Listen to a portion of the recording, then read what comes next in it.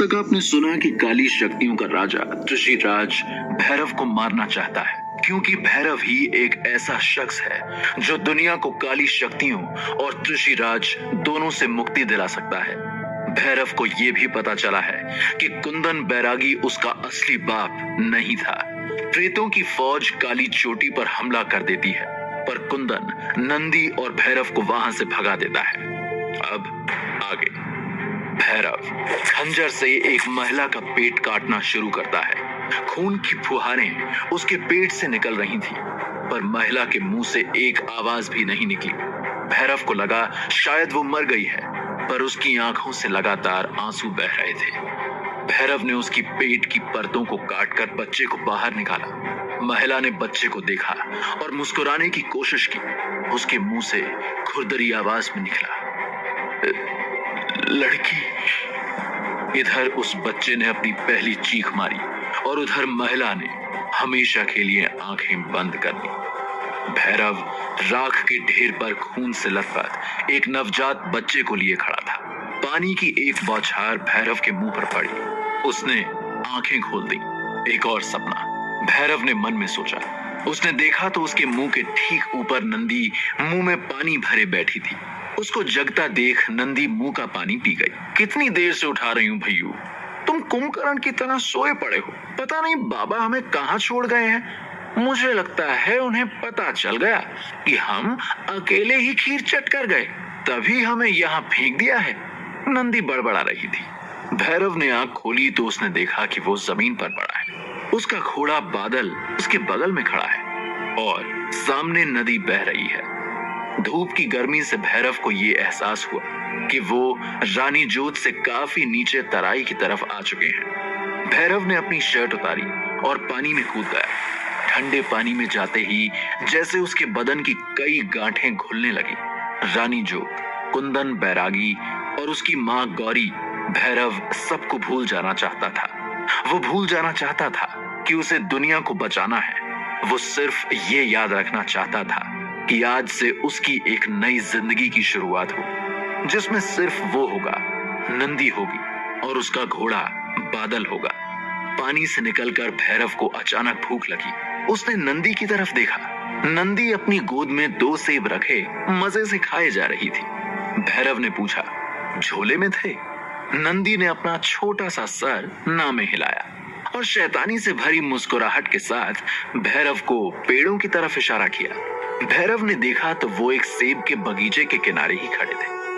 अब गिरे हुए फल उठाना तो चोरी नहीं होती, नंदी ने फौरन अपनी सफाई में कहा। भैरव ने मुस्कुराकर अपनी छोटी बहन की तरफ देखा। तू यहीं बैठ, मैं आया, कहकर भैरव बगीचे में घुस गया। नंदी ने सिर पर हाथ रख लिया। उसे पता था कि भैयू बगीचे के रखवाले से मांग कर ही सेब लाएगा। भैरव बगीचे में अंदर बढ़ा तो देखा एक आदमी पेड़ के नीचे सो रहा है। उससे कुछ दूर 2 लोग उसकी तरफ बढ़ रहे हैं। भैरव की गर्दन के पीछे के बाल खड़े हो गए। कुछ तो गड़बड़ है। उसने देखा कि कैसे पहले आदमी ने सोए हुए आदमी के घोड़े से झोला उठाया और दूसरे ने फलों की एक गठरी उठा ली।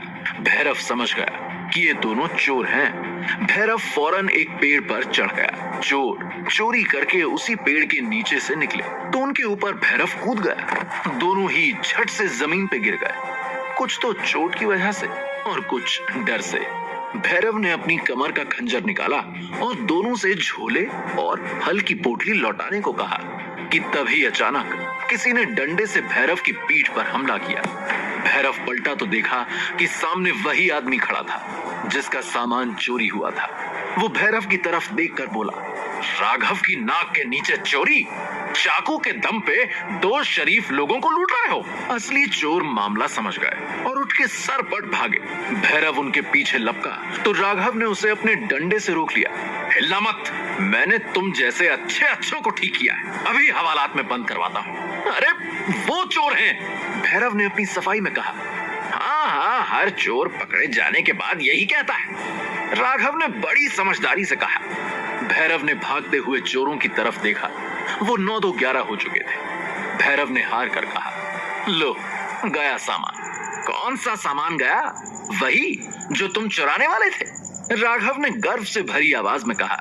नहीं, वो सामान जो आपकी नाक के नीचे से और आपके घोड़े के ऊपर से वो दोनों चोर खोल के ले गए हैं। भैरव ने चुटकी काटी। मेरा सामान तो मेरे घोड़े। राघव की आंखें बड़ी हो गईं। भागता हुआ अपने घोड़े तक पहुंचा तो देखा उसका सारा सामान गायब है। उसने झेप कर भैरव की तरफ देखा। भैरव अभी भी वो हिस्सा सहला रहा था जहां लाठी पड़ी थी। भाई यार, गलती हो गई, माफ कर दो। राघव ने अपना घोड़ा लिया और आगे चलते भैरव के पीछे पीछे आने लगा। भैरव वापस नंदी के पास पहुंचा। पूरे रास्ते राघव माफी मांगता रहा। नंदी ने जब उसे और राघव को आते देखा तो बोली, भैयू, इनको खाना है क्या? नंदी ने राघव की तरफ इशारा किया। राघव सकपका गया। भैरव को हंसी आ गई। हंसो मत, तुम तो खाना लेने गए थे। इतना सुन के राघव की जान में जान आई। उसने झट से अपनी जेब में से कागज की लिपटी घी लगी रोटी नंदी के सामने रख दी। नंदी ने भैरव से आंखों ही आंखों में खाने की इजाजत मांगी। भैरव ने दे दी। तीनों लोगों ने वहीं नदी किनारे बैठ के रोटी खाई। मुझे तो बिलासपुर पहुंचना है, यहाँ से कुछ 40-50 मील दूर है। राघव ने बिना पूछे बताया। बिलासपुर में घर है? भैरव ने पूछा। नहीं, घर तो नहीं है, बस काम ऐसा है कि जहां से बुलावा आता है वहां को चल देते हैं। क्या काम करते हो? छानबीन। राघव ने हंसते हुए कहा। जब भी कोई टेढ़ा मामला आता है तो लोग मुझे बुलाते हैं गुत्थी सुलझाने के लिए। राघव गर्व से बोला। मतलब जासूस हो? भैरव ने सीधा बोला। ओहो, पूरा स्वाद खराब कर दिया। ये शब्द मेरी कला को गाली है। कुछ भी कह लो, जासूस न कहना। भैरव हंसने लगा। राघव ने बात बदलते हुए पूछा, और तुम? यही पास के गांव से हूँ। घर में आग लग गई और सब कुछ जल के राख हो गया। बस मैं और मेरी छोटी बहन ही बचे हैं। भैरव ने लगभग सब सच ही बताया और दूर खड़ी नंदी को देखने लगा। नंदी शायद दोनों घोड़ों में दोस्ती कराने की कोशिश कर रही थी। तो इसका मतलब ये कि न रहने का कोई ठिकाना है और न ही कमाने का। राघव ने एक लाइन में भैरव का हाल समझने की कोशिश की। ऐसा ही समझ लो। भैरव ने कुछ सोचते हुए कहा। सच तो ये था कि राघव की बात ने उसे ये सोचने पर मजबूर कर दिया था कि वो नंदी को कुटिया से उठा तो लाया, अब कहाँ रखेगा और क्या खिलाएगा। देखो दोस्त, तुमने राघव की मदद की, मेरा सामान चोरी होने से बचाया। वो बात अलग है कि मैंने ही थोड़ी ज्यादा समझदारी दिखाने के चक्कर में अपना ही नुकसान कर लिया। पर एहसान तो तुम्हारा है और राघव किसी का एहसान नहीं रखता, इसलिए तुम्हारे रहने और खाने का इंतजाम मैं बिलासपुर में करा दूंगा। भैरव मदद लेने में थोड़ा हिचकिचाया, शायद इसलिए क्योंकि बचपन से लेकर अब तक कभी किसी ने उसकी मदद नहीं की थी। उसे हिचकिचाता देख राघव बोला, पहाड़ों की एक कहावत है, जैसे लाठी मारे पानी ना फूटे, वैसे साथ खाई रोटी की दोस्ती ना टूटे। और अब तो हम दोस्त हैं और दोस्त ही एक दूसरे के काम आते हैं। भैरव का पहला दोस्त। भैरव को राघव सच्चे मन का भोला इंसान लगा और उसके पास कोई दूसरा रास्ता भी न था। भैरव मान गया और दोनों दोस्त नंदी को साथ लिए बिलासपुर की तरफ चल दिए। दिन भर चढ़ाई के बाद सूरज डूबते डूबते भैरव और उसके साथ बिलासपुर के जंगल के बाहर पहुंच गए। भैरव की गर्दन के बाल एक बार फिर सतर्क हुए। हर गड़बड़ी से पहले भैरव का दिल उसे जैसे बता देता था कि आगे खतरा है। राघव ने घोड़ी घुमाई और जंगल के साथ साथ चलने लगा। अरे, पर बिलासपुर तो जंगल के उस पार है ना? भैरव ने पूछा। हाँ, है तो वही। तो इधर कहाँ जा रहे? राघव ने नंदी को देखा और बात बदलते हुए कहा, अरे एक पुराना दोस्त है उमेश, उसी से मिलने जा रहे हैं। वैसे भी अब अंधेरा हो रहा है, रात यहीं रुकेंगे, सुबह बिलासपुर निकलेंगे। भैरव समझ गया कि कुछ है जिसकी वजह से राघव इस वक्त जंगल में नहीं जाना चाहता। वो लोग एक छोटी पर साफ कुटिया के सामने पहुंचे। अंदर से एक आदमी निकला, जैसे उनके आने का ही इंतजार कर रहा था। आइए आइए महाराज, कैसे हैं? उसने घोड़े से उतरते हुए राघव को गले लगाते हुए कहा। फिर भैरव को और नंदी की तरफ शक की नजरों से देखा। राघव ने तुरंत बात संभाली। अरे ये मेरा दोस्त है भैरव और उसकी छोटी बहन नंदी। नंदी ने फौरन हाथ जोड़ के नमस्ते किया और प्यारी सी मुस्कान दी। घर के अंदर से गरम रोटी और मक्खन की महक उसकी नाक तक पहुंच गई थी। तभी अंदर से एक सुंदर सी महिला निकली। राघव ने फौरन मिलवाया और इनसे मिलो, ये हैं सुधा भाभी और इनके पास है हमारे मित्र उमेश की चाबी। सब हंस पड़े। सुधा के पेट के उभार से भैरव समझ गया कि वो मां बनने वाली थी। भैरव को अपना सपना याद आया, राख के ढेर पर खून से लथपथ बच्चा। भैरव कांप उठा। महिला ने उसकी तरफ देखा और कहा, अब सारी बातें यहीं बाहर ठंड में करेंगे कि मेहमानों को अंदर भी लेके आएंगे? देखो तो बेचारे ठंड से कांप रहे हैं। उसने नंदी का हाथ पकड़ा और उसके कान में कुछ कहा। नंदी खिलखिला के हंस दी। सब अंदर चले गए। पेट भर खाना खा के सब अपने बिस्तर पर लेट गए। नंदी सुधा के साथ लेटी। उसके हंसने की आवाजें बाहर कमरे तक आ रही थी। भैरव को पहली बार एहसास हुआ कि एक भरा पूरा घर शायद ऐसा ही होता होगा। कई दिनों में पहली बार भैरव आराम से सो गया। सुबह उठ के भैरव, राघव और नंदी बिलासपुर के लिए निकल गए। रास्ते के लिए सुधा ने ढेर सारी चीजें बांध दी थी। सुधा और उमेश तब तक कुटिया के बाहर खड़े रहे जब तक भैरव और राघव आंखों से ओझल नहीं हो गए। कुछ दूर पहुंच के भैरव को एहसास हुआ कि नंदी आज बहुत चुप थी। उसे लगा शायद सुधा से अलग होने का दुख है। उसने कहा, अरे हम फिर आएंगे सुधा से मिलने। नहीं, अब हम यहाँ नहीं आएंगे, नंदी ने झट से जवाब दिया। भैरव हैरान हो गया। राघव आगे कोई धुन गुनगुनाता हुआ जा रहा था। क्या बात है मंत्री जी, कुछ हुआ क्या? भैरव ने फिक्र से पूछा। नंदी कुछ देर चुप रही, फिर बोली, भैयू उस कुटिया में मैंने कुछ देखा। मैंने कल रात खिड़की पे 2 लाल आंखें देखी। भैरव का खून जम गया। वो बहुत डरावनी थी भैयू, अब हम वहां कभी नहीं जाएंगे, ठीक है? भैरव को कुंदन की बात याद आई। वो तुम पर निशान नहीं बना सकता, तुम्हारे आसपास के लोगों से ही तुम तक पहुंच सकता है। भैरव पागलों की तरह नंदी के हाथ पर देखने लगा। उसे यकीन था कि नंदी पर उसे वो निशान दिख जाएगा, पर निशान कहीं नहीं था। भैरव ने अपनी कमर पर हाथ डाला। वो चाकू जो कुंदन ने उसे दिया था, वो तो सुधा और उमेश की कुटिया में ही भूल आया था।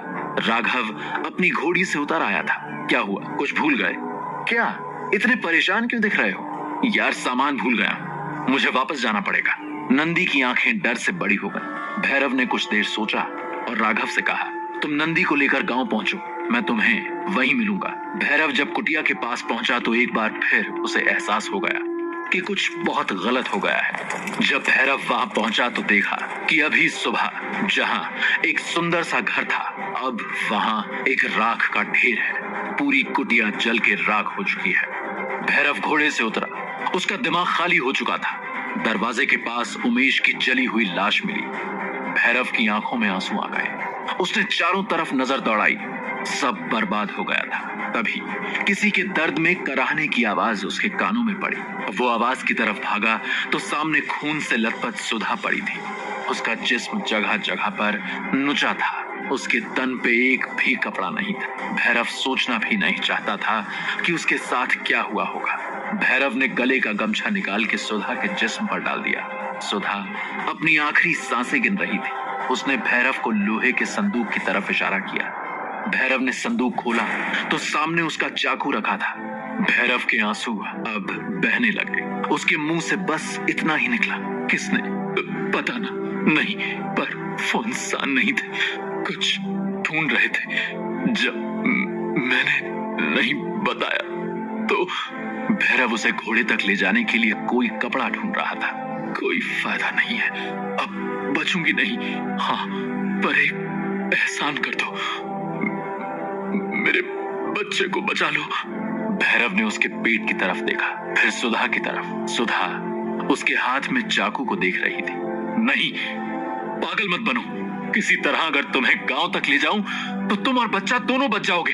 तुम जानते हो ये मुमकिन नहीं है भैरव। बस मेरे बच्चे को बचा लो, वरना वो भी मेरे साथ ही दम तोड़ देगा। भैरव जानता था कि सुधा को बचाना मुश्किल है, पर वो उसका पेट काट के बच्चा कैसे निकाल सकता था? सुधा के मुंह से खून आ गया। समय नहीं है भैरव, मैं और नहीं लड़ सकती, जल्दी करो। भैरव ने खंजर से सुधा का पेट काटना शुरू किया। खून की फुहारें सुधा के पेट से निकल रही थी, पर सुधा के मुंह से एक आवाज भी नहीं निकली। भैरव को लगा शायद वो मर गई है, और उसकी आंखों से लगातार आंसू बह रहे थे। भैरव ने उसकी पेट की परतों को काटकर बच्चे को बाहर निकाला। सुधा ने बच्चे को देखा और मुस्कुराने की कोशिश की। उसके मुंह से खुरदरी आवाज में निकला, लड़की। इधर उस बच्चे ने अपनी पहली चीख मारी और उधर सुधा ने हमेशा के लिए आंखें बंद कर ली। भैरव राख के ढेर पर खून से लथपथ एक नवजात बच्चे को लिए खड़ा था। किसने किया उमेश और सुधा का ये हाल? क्या त्रिशिराज और उसकी फौज भैरव के पीछे यहां तक आ पहुंची थी? नंदी को वो दो लाल आंखें क्यों दिखी? क्या नंदी भी त्रिशिराज का शिकार हो जाएगी? जानने के लिए सुनते रहिए